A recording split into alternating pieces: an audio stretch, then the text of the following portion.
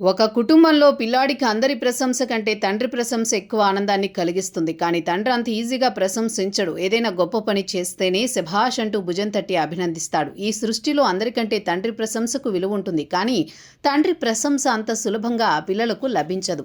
ఇప్పుడు పాకిస్తాన్ పరిస్థితి కూడా అలానే ఉంది. ఆ మధ్య అమెరికా, ఇరాన్ మధ్య శాంతి చర్చల్లో కీలక పాత్ర పోషించినట్టు పాకిస్తాన్ సెల్ఫ్ డబ్బా కొట్టుకుంది. చివరికి తన తాహుతుకు మించి వ్యవహారమైనప్పటికీ ఇస్లామాబాద్లో ఖరీదైన హోటల్లో చర్చల ప్రక్రియ మొదలుపెట్టింది. ఆ ప్రక్రియ అర్ధాంతరంగా అయిపోయింది. హోటల్ బిల్లు తడిసిపోయింది. ఇంతవరకు ఆ బిల్లును పాకిస్తాన్ చెల్లించలేదు. అనేక దఫాలుగా శాంతి చర్చలు అంటూ పాక్ ఊదరగొట్టినప్పటికీ క్షేత్రస్థాయిలో అటువంటి సన్నివేశం కనిపించలేదు. ఇప్పుడు అమెరికా, ఇరాన్ యుద్ధాన్ని ముగించుకున్నాయి. తాత్కాలిక ఒప్పందానికి వచ్చేశాయి.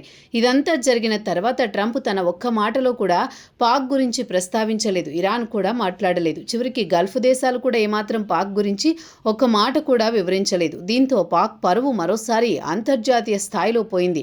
దీంతో ఏం చేయాలో తెలియని పరిస్థితి ఆ దేశానిది.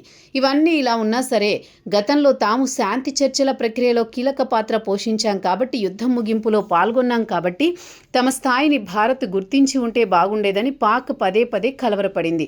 వాస్తవానికి అమెరికా, ఇరాన్ మధ్య కుదిరిన సంధిలో పాక్ కేవలం కొరియర్ పాత్ర మాత్రమే పోషించింది. ఈ యుద్ధానికి ముగింపులో ఖతార్ కీలక భూమిక పోషించింది. అయితే భారత్ తమను గుర్తించకపోవడం పట్ల పాక్ మంత్రి ఖవాజా ఆసిఫ్ ఆవేదన వ్యక్తం చేశారు.